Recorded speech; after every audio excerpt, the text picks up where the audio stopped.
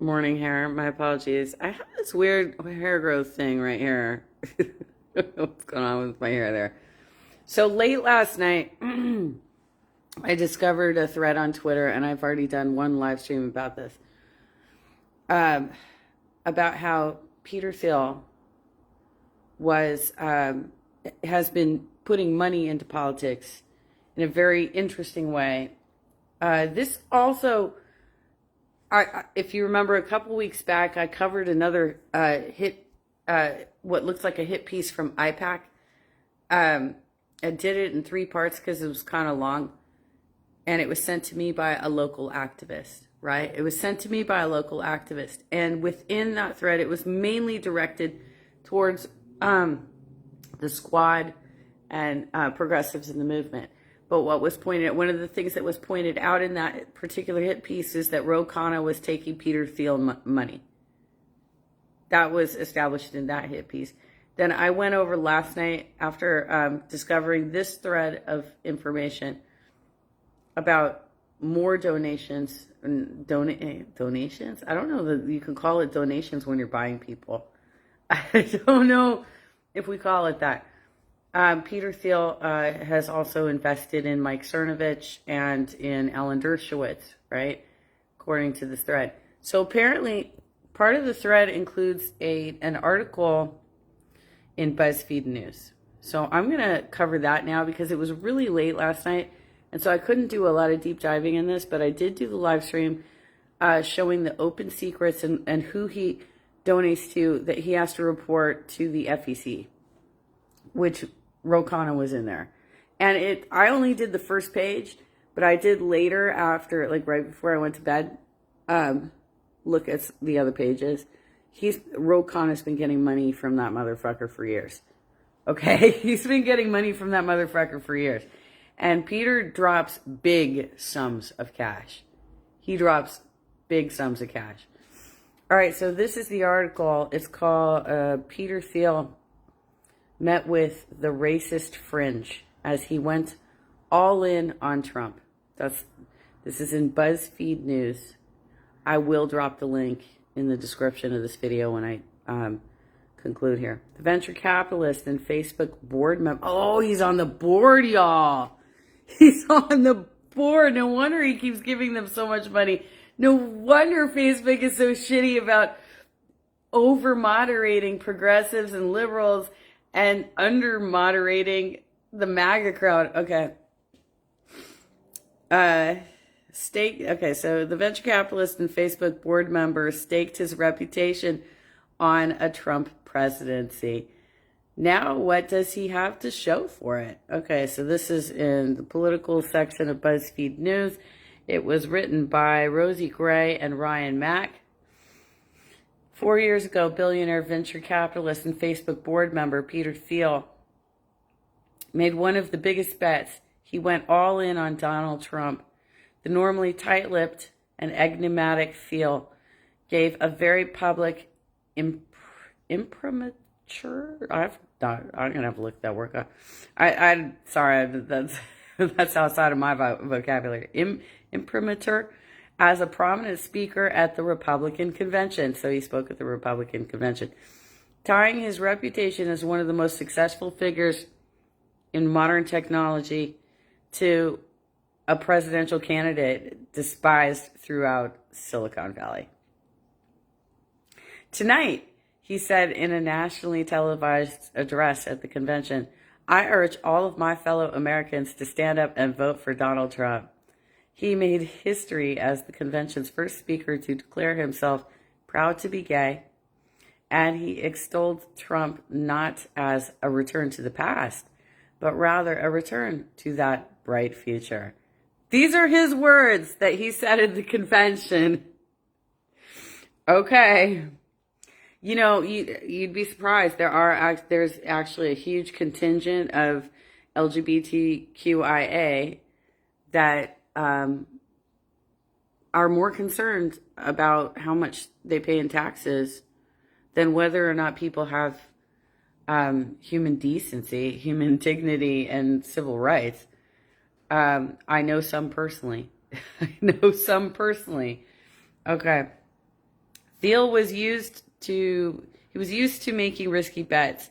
He was a startup veteran, a PayPal co-founder who wrote Facebook a check for $500,000 months after it launched. He put $500,000 in. Oh, wow. But Trump was different. Few in Silicon Valley wanted in on that round. Still, just a week after the Access Hollywood tape leaked of Trump boasting about sexually assaulting women, a clip that sent other prominent Republicans fleeing, Thiel ponied up $1.25 million. Okay, Greenwald. Okay, Gabbard. Ro Khanna. Gavin Newsom even took money from him, y'all. The donation was well known, but what has not been previously reported is just how much Thiel is willing to gamble on Trump's MAGA movement during the 2016 election. His bet went far beyond money, speeches, or even mainstream Republican politics. Even as Thiel staked his reputation on the candidate in public, he met in private with the racist fringe that felt emboldened by Trump's rise to power. BuzzFeed News can reveal that in at least one instance during the summer of 2016, Thiel hosted a dinner with one of the most influential and vocal white nationalists in modern-day America, a man who has called for the creation of a white ethno-state and played a key role in an effort to mainstream white nationalism as the alt-right. And then Thiel emailed the next day to say how much he'd enjoyed his company. Among those on the racist right, Thiel's outreach raised hopes that his financial bet on Trump would extend into the ascendant alt-right movement, which despite its prominence was a collection of small and often cash-stripped organizations. One avowed white nationalist privately speculated that Thiel's money and influence could have made him our George Soros. You know, that's very interesting that they just made that comparison, because that was the first thing I thought of when I was looking at all this money. I'm like, wow, he is basically doing exactly what they're accusing George Soros of doing. He is doing it, and it's right fucking there. Thiel's wager on Trump paid off, at least at first. The Republican candidate's victory ushered him into a new election of political power. Thiel seeded allies throughout the new administration and won a direct line of communication with the White House. Palantir, the data analytics company he co-founded, is flush with government contracts and rushing to go public ahead of the November election. Facebook, where he is a board member, counts the Trump campaign as one of its largest political advertisers, and partly avoided the ire of that peers such as Google and Twitter have faced from administration. The people Thiel helped elevate in government now oversee billion-dollar budgets and national security decisions. Okay, so what's the date on this article? This was written last year, September 11th, 2020. Okay, so this was right before last year's election. Somebody's just putting this all out right now. So. But while Thiel's associates still remain in positions of power in the administration, and he's maintained fleeting contacts with Trump officials, the Silicon Valley magnate has distanced himself from the president and his 2020 campaign, according to sources who spoke to BuzzFeed News. He has made no media appearances or penned any opinion pieces in support of Trump, as he did in 2016. More tellingly, he's given no money so far to the president's effort to retain the White House. Although Thiel has been moving away from Trump for years now, his write-down is an accounting term.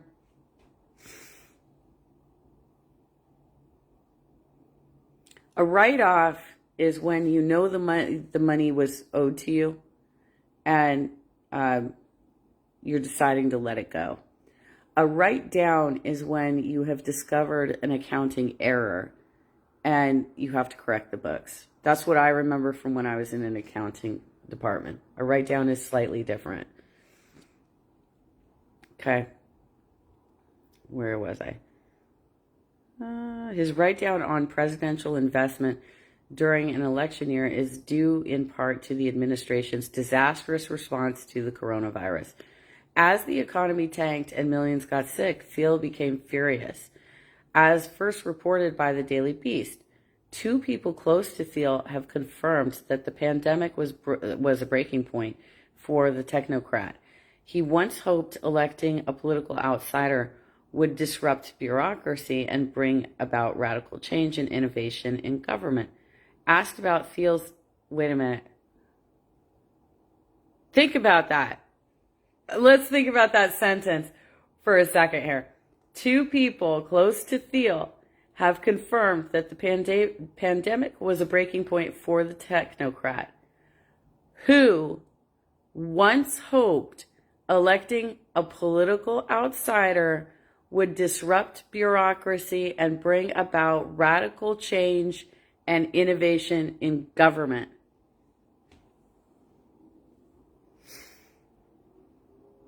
Now consider who he's investing in. Consider who he's been investing in. Asked about Thiel's lack of involvement, a senior White House official said, "It's no secret that Peter Thiel has been a long and dedicated supporter of the president and many policy achievements the Trump administration has made on behalf of the American people." What is that? How does that explain his lack of involvement? Okay. All right. Thiel's personal victories over the last 4 years came with risks that are only now becoming apparent. He was able to get in early on a rising political power, but his efforts also brought him into contact with the darkest elements of that power and to an administration whose competence he doubts. Oh, that was a period. Whose competence he doubts. Thiel's bet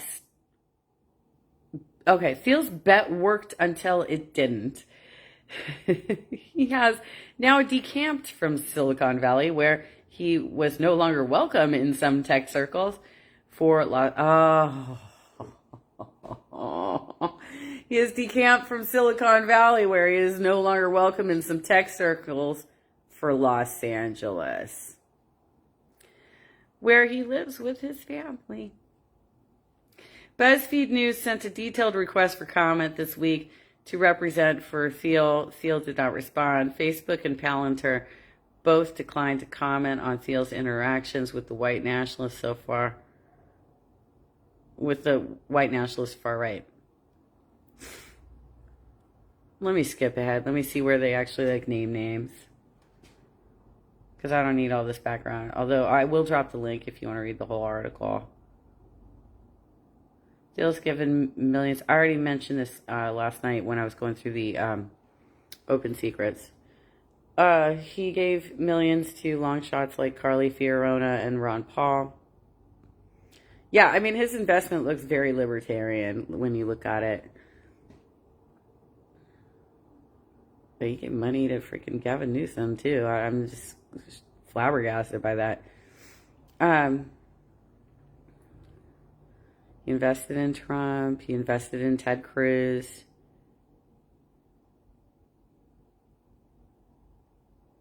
Trying to skip ahead here to get to the actual name dropping. Because those are on Open Secrets. All of that I saw on Open Secrets last night. Far Right Web. They've got a graphic here of some of the far right people. I don't know any of these names because, I don't know these people. I don't know who's on the... I don't know the social contract via YouTube. BIL talks via YouTube. Okay, so these are YouTubers. In 2016, he turned down an offer to appear on Breitbart News with Milo Yiannopoulos. I don't know if you guys remember that guy. Like, he's ruined. He's ruined. But he was kind of the same situation. He was like a gay for Trump kind of thing.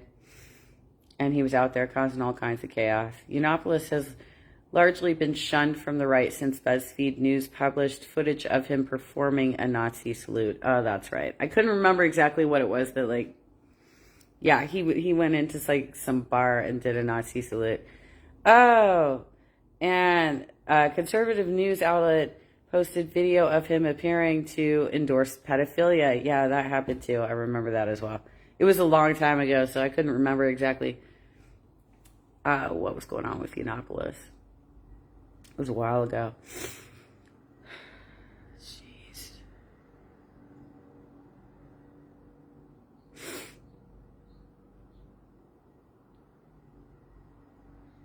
Wow, this is interesting. It's long though. Oh my gosh, this is so long. I don't know if I can find what I'm looking for here. Let me see if I let me see if I can do just like a quick search. If I type in Dershowitz. No, that's not the right. Okay, what about Cernovich? Because they mentioned that. Oh, I typed that wrong. Trying to do this one-handed. Oh, here we go. Okay. As the alt-right splintered at the start of Trump's presidency, Thiel appeared at the Deplorable. Oh my God, you guys, you remember that? He was at the Deplorable, a party at the National Press Club in Washington that was organized by GC and right-wing blogger Mike Cernovich. Mike Cernovich lives in Laguna Niguel, y'all. He's in my district. Timed with Trump's inauguration, the event, which banned Richard Spencer, they were trying to separate themselves at that point from the real alt-right, like the Nazi alt-right. They wanted to just establish themselves as sexist who were advancing men's rights, right? and being insensitive to the needs of specific communities. Yeah, they weren't quite Nazis like Richard Spencer, right? Oh my God, it's just amazing to me who y'all are willing to get in bed with for money. I'll drop the article on this. I'll drop the article. You can read deeper into it. It's quite long. It was apparently published last year before the election. And I don't know that it got a lot of circulation because I'm just now seeing it for the first time. But I think it's more damning to Peter Thiel than it is to Trump. And so that's probably why it didn't go anywhere, right? Because, okay, so the people who would have normally like pushed out an article like that,